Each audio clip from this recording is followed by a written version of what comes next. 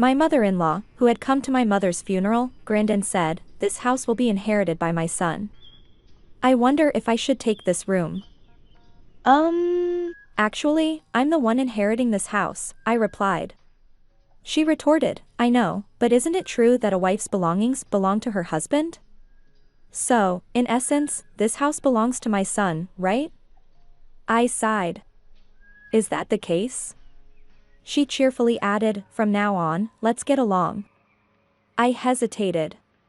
"What do you mean by get along?" She declared, "I mean turning this room into my room. After all, you and David will move here later, won't you? Does that mean we'll be living together?" I asked. She confidently replied, "Exactly. I've decided, with such a splendid house, it'd be a waste to have empty rooms when two people can live here. Don't you think?"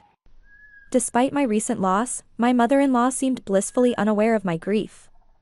Why would she bring this up now? Couldn't she see the sadness on my face?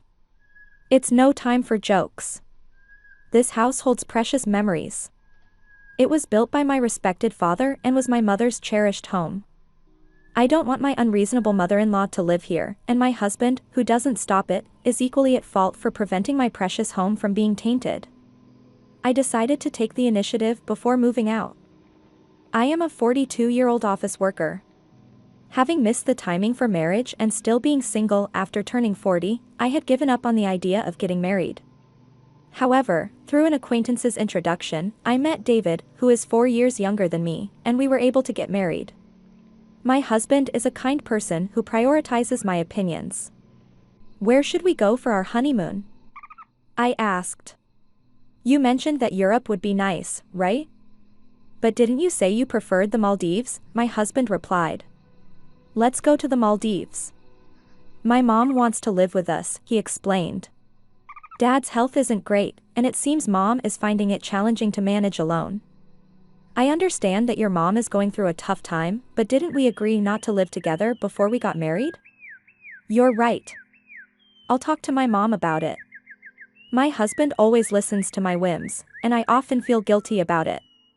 Meeting a good person is a joy, but there's one regret. My father passed away 3 years before I got married, so I couldn't show him my wedding and reassure him. My father was a strict executive at a small and medium enterprise, and I deeply respected him. Despite the modest size of the company, his income was decent, and our family home was sizable enough to hold a funeral. As I began working as an office employee, I gained a deeper understanding of the challenges of work, which only increased my admiration for my father. Then, 2 years after our marriage, my mother also passed away.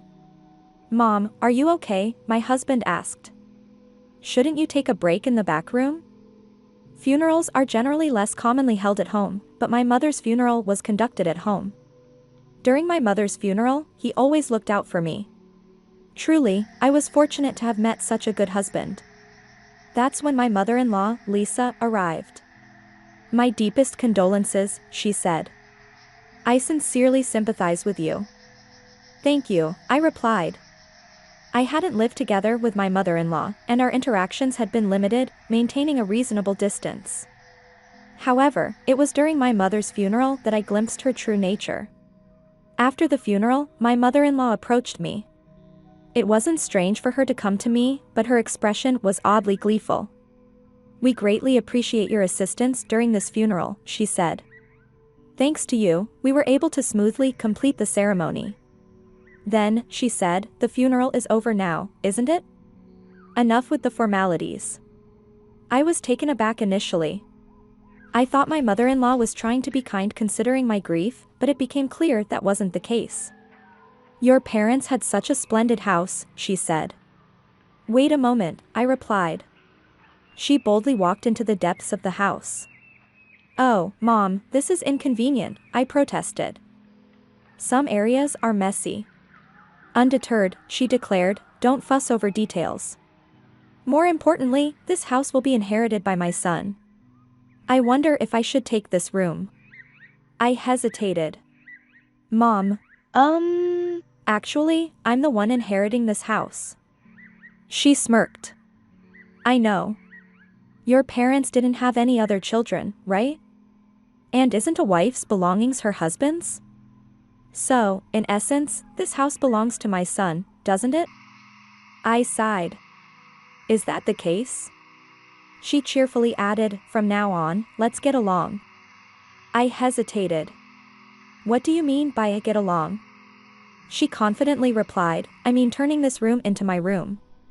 After all, you and David will move here later, won't you? Does that mean we'll be living together? I asked. She declared, exactly. I've decided, with such a splendid house, it'd be a waste to have empty rooms when two people can live here. Finally, I won't have to take care of my husband all by myself. Unfortunately, my mother recently passed away, and yet my mother-in-law is saying such things. Can't she see the sadness on my face? I'm gradually getting angry with her. Even though my mother's funeral has just concluded, why would she joke around at a time like this? At that moment, as if my conversation with my mother-in-law caught my husband's attention, he stepped in. Mom, what are you saying? This isn't the right time for such discussions, he said. My mother-in-law retorted, why make such a fuss? But my husband was firm enough. Just leave, he said, escorting her out of the house. Sorry, my mom can be unreasonable, he apologized. It's fine. Thank you for handling it, I replied. At that moment, I felt grateful for my dependable husband. However, I would later realize that the reason my husband scolded my mother-in-law was subtly different from my perspective. 10 days after my mother's funeral, as things settled down a bit, we decided to discuss my family home. It was then that my husband made an unexpected proposal. This apartment is cramped, I suggested. Shouldn't we move back to my parents' house?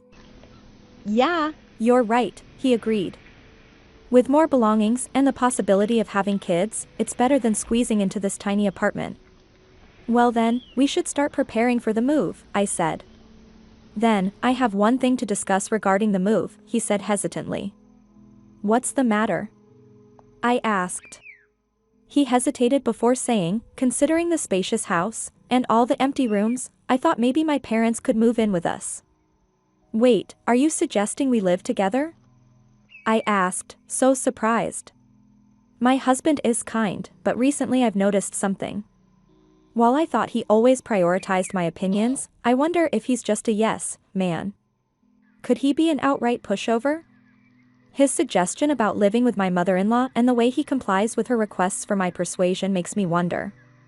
Moreover, despite knowing I'm against cohabitation, he repeatedly proposes it to me, prioritizing her over me. Haven't I said it repeatedly? We won't live together, I remind him. He responds, but Mom keeps insisting on it. During the funeral, you scolded her, didn't you? You stood up for me and opposed cohabitation, I said. Well, yes, I was upset about her barging into the house, but that doesn't mean I'm entirely against living together. I just thought such an important decision shouldn't be made casually in that setting. It was decisive, he said. My husband merely nods and relays my words, but he seems more inclined toward my mother-in-law. Moreover, despite advocating for proper discussions, he maintains a certain distance and avoids making definitive decisions. Perhaps he's unconsciously doing this, believing he remains neutral. People of this type can be quite tricky. They convince themselves they're neutral and capable of making the right judgments. It's frustrating. Anyway, I oppose living with someone who barged into my parents' house on the day of the funeral and suggested living in this room. I've said it before, and I won't change my stance. Please convey this to your mom, I said. My husband responds, why? You seem bothered by it. Fine, I'll let her know, he said. While I prefer to avoid living with my in-laws, I've prepared myself for the possibility, depending on the circumstances, when we got married. However, witnessing my mother-in-law's behavior during my mother's funeral, can I imagine living together in the cherished home my respected father built and where my mother lived? Now that I've become aware of my husband's lack of assertiveness, cohabitation is unthinkable. When my husband conveyed my opposition to cohabitation, my mother-in-law directly protested by calling me. Why are you opposing cohabitation when there's such a spacious house? She asked. You're David's wife now, and his father and I are your parents, right? Why such strong opposition to living together with us? I've already declined cohabitation before. I apologize, I said. My husband has mobility issues, and it's challenging for me alone. Are you saying you'll abandon us? She asked.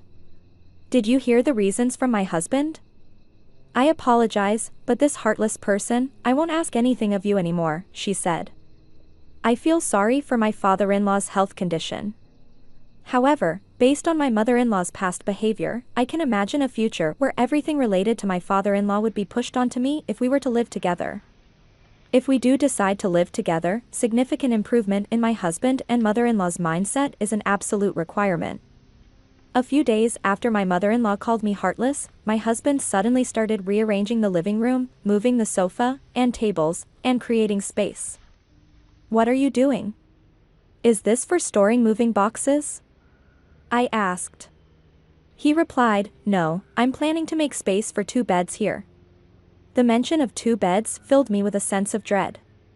I cautiously asked, are your parents coming to stay? He responded, no, they're moving, and starting today. Even before the move, this is truly the worst. Despite my opposition to cohabitation, my husband and mother-in-law have forced it upon me. She told me that she would no longer rely on me, but it seems she is now turning to my husband instead. Why is this happening? He explained, their lease is up, so we decided they'd move here without renewing it. It'll be cramped for 4 people, but we're moving soon, right? Just bear with it for a little while. But that's not what I meant, I said. Why is cohabitation even on the table? I've said it before, I don't want to live with someone who barged into my parents' house on the day of the funeral and suggested living in this room. I'll make sure to talk to Mom, he said. We'll be living together from now on, so please get along. Why do you prioritize everything your mom says? I asked. He clarified, it's not about prioritizing her. I listened to both of your opinions and made a judgment. My husband, the ultimate yes man when it comes to my mother-in-law, seems to have fallen for her cohabitation strategy. Perhaps he's unwittingly swayed by her, believing he's making independent judgments. I used to think of my husband as kind and good-hearted, but when paired with my mother-in-law, he becomes quite a handful, and so I find myself forced into cohabitation with my in-laws. Welcome, I said. As I suspected, this apartment is cramped for 4 adults. We'll endure it until the move. It's infuriating. She just rolled in here, and now she's complaining about the room. I apologize for suddenly adding 2 elderly people, my husband said. We'll try not to inconvenience you. No, if there's any inconvenience due to your mobility issues, please let us know, I said. My father-in-law, Paul, has mobility issues, but he seems better than expected. He experiences mild discomfort when standing up, but nothing severe. Was my mother-in-law genuinely struggling to care for him? He's polite and even offered to handle what he can on his own. Unlike my mother-in-law, my father-in-law doesn't seem problematic, or so I thought. Is there a drugstore nearby? My mother-in-law asked. It seems I forgot to bring my medicated patch with me, and I'd like to buy one. Hold on, dear, I said.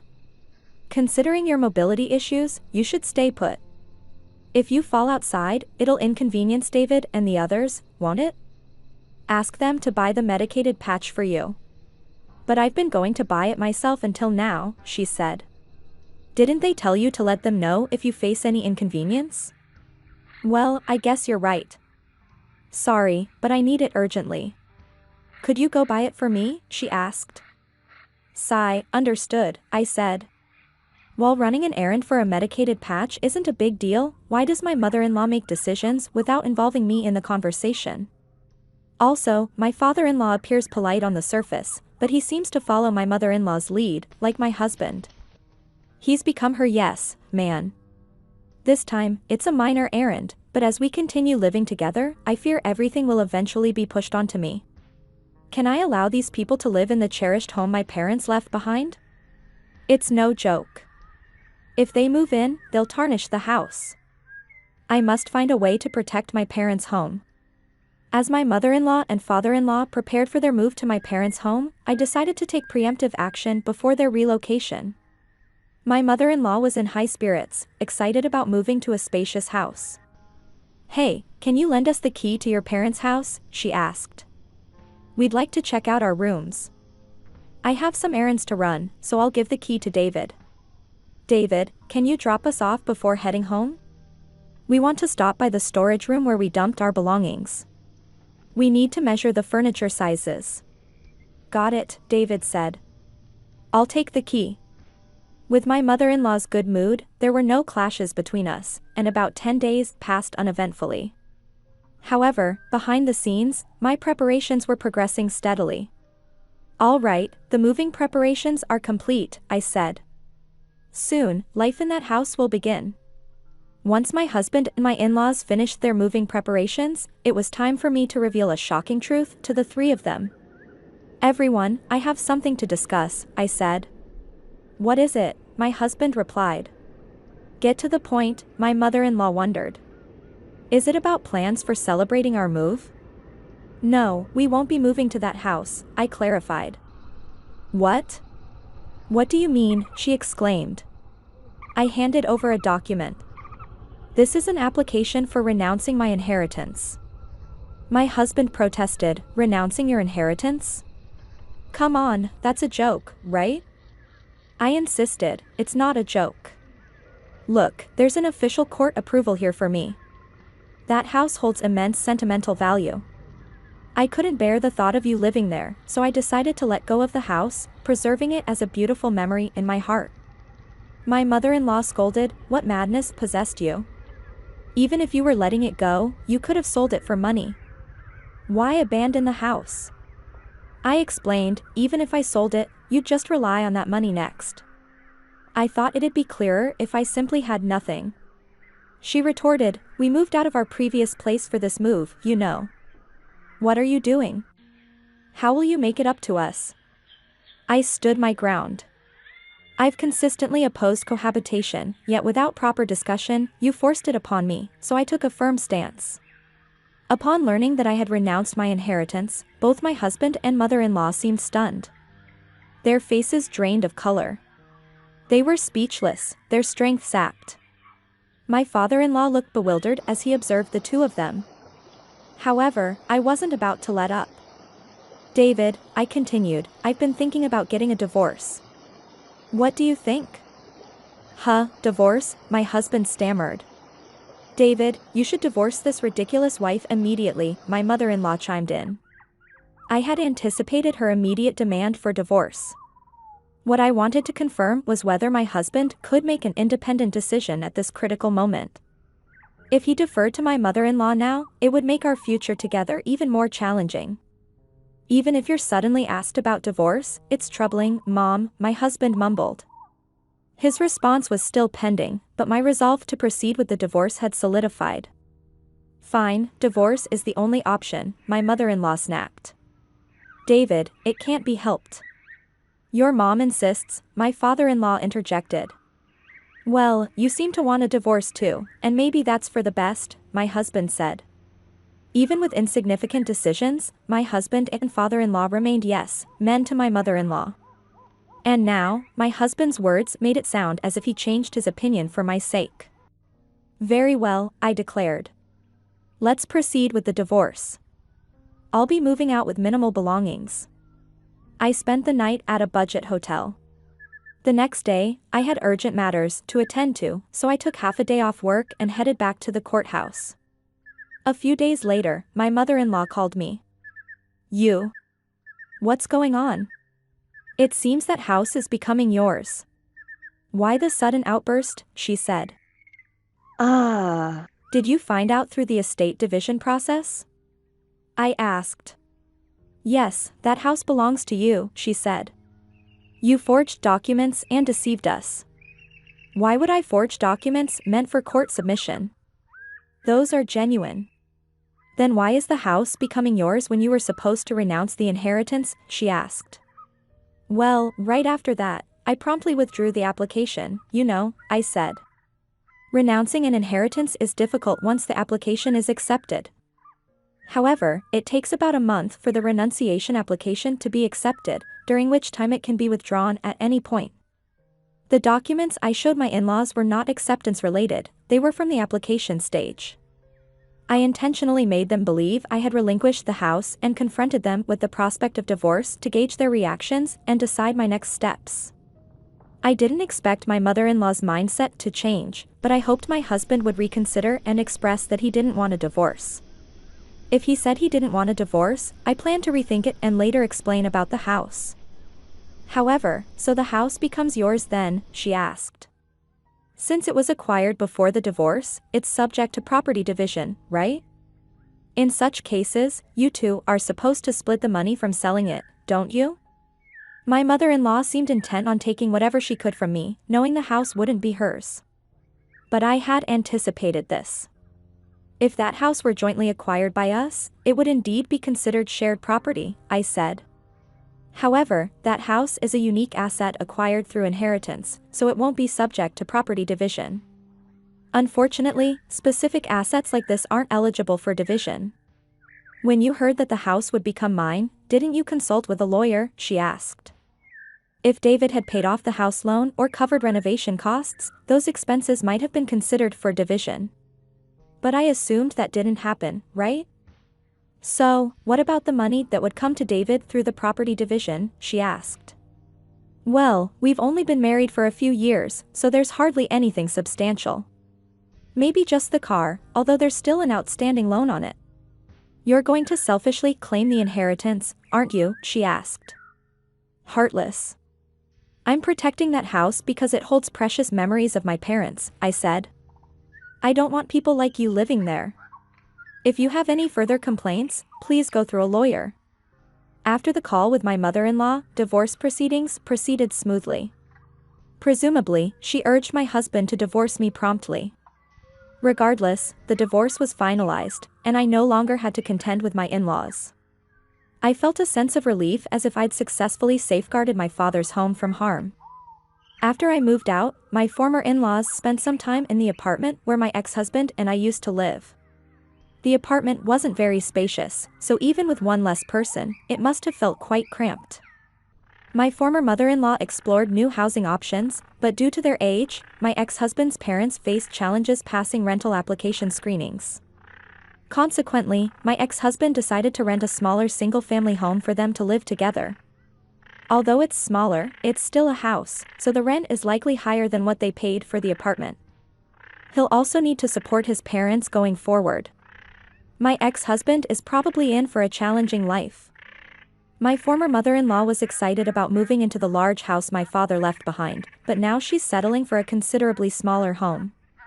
I imagine she's quite disappointed. As for me, I've started a new life in the house my parents left behind. It feels warm as if my parents are still there with me. How did you find this story? If you enjoyed it, consider subscribing to the channel. Until next time. Let's conclude the story shortly.